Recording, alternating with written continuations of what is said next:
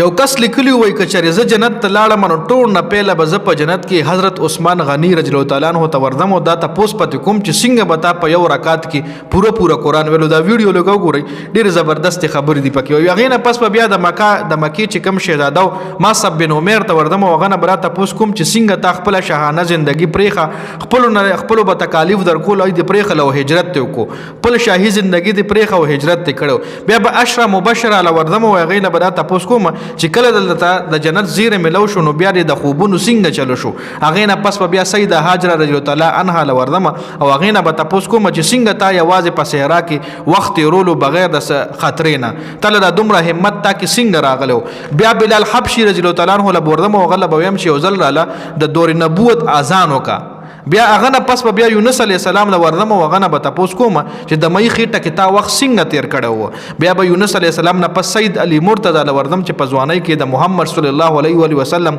څه ټیم چې هجرت کولو مکې نه مدینې ته تلو نو تا د هغه په بستره کې ته څنګه بې خوف و خطرې اوده شوې په خپله ځوانۍ کې تا څنګه دومره غټ رسک وایشتو هغه نه به دا تپوس کوم هغې نه پس به بیا سیدنا صدیق اکبر رضی الله تعالی عنه له وردم او هغه نه به تپوس کوم چې د محمد صلی الله علیه وفات نه پس څنګه تا کې استقامت راغو ستا زړه خو د موم نه هم زیات نرم نو تا څنګه استقامت اپناو کو خو بیا به هغه نه پس وایي وردم موسی علیه السلام ته موسی علیه السلام نه به تپوس کوم چې د فرعون د ظلم مقابله دې څنګه کړې وه ما له کیسې وکړه خو وایي موسی علیه السلام نه پس بیا عمر بن خطاب رضی الله تعالی عنه له وردم چې هغه له به ویم چې زما تا سره ډېره زیاته مینه ده او د شدید مخالفت نه پس بیا هم تا څنګه محمد صلی الله علیه وسلم په لاس باندې بیعت کړی و وایي بیا به عمر بن خطاب نه به تپوس کوم چې تا څنګه د خوږ نبی حضرت محمد صلی الله علیه وسلم په لاس باندې بیعت کړی هغه نه پس وایي بیا حضرت یوسف علیه السلام له وردم او هغه ته به ویم چې ستا کیسه د ما ډېره زیاته خوښه وه او په قرآن شریف کې صورت یوسف هم د هغه کیسې په وجه د ما ډېر زیات خوښ او د ما تا سره ډېره زیاته مینه ده او یوسف علیه السلام نه پس به بیا وردم حضرت محمد صلی الله علیه وسلم په محفل کې به کښېنم او هغه سره به ښه ډېرې خبرې کوم او ورته به یم چې ماته د خپل ژوند جدوجهد بیان کا ماته د خپل د ژوند د جدوجهد کیسې وکړه ماته د خپل زندګۍ کارګزاري بیان کړه یو خبره دلته زه ایډ کوم ګوره زموږ خوږ نبي حضرت محمد صلی الله علیه وسلم په زندګۍ کې ډېر زیات تکالیفونه تیر شوي دي ډېر زیات انتهایی تکالیفونه تیر شوي دي پیدا کېدو نه مخکې زموږ د خوږ نبي والد محترم صاحب وفات شو بیا د دومره عمر نو چې والده تې خدای واغېسته هغې نه پس هغه ډېر زیات تکالیفو کې رالوي شوی دی هر قسم تکلیف نه د مونږ خوږ نبی تیر شوی دی خو بیا هغې نه پس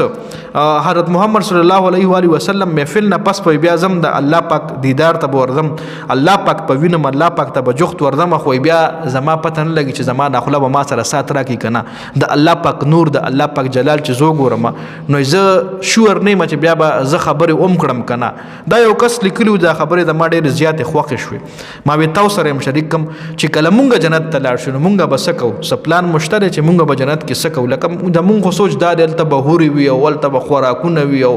د دې هورو او خوراکونو نه علاوه هلته به ډېرې بختورې هستیانې موجودې وي زمونږ خوږ نبي حضرت محمد صلی الله علیه وسلم به هلته موجود وي زمونږ د خوږ نبي نه علاوه څومره نبیان په دې دنیا کې تیر شوي دي څومره پیغمبران دا ټول به هلته موجود دي هلته به ډېر بختورې ډېرې غټې هستیانې موجودې جي نو هغې سره به زمونږ ملاقاتونه کېږي خوراکونه او دا هورې خو یو سایډ له کېده دغه محفلونو کې به مونږ ناسته پاسته کوو انشاءالله تعالی الله پاک د ټول جنت ته بوتله ډکي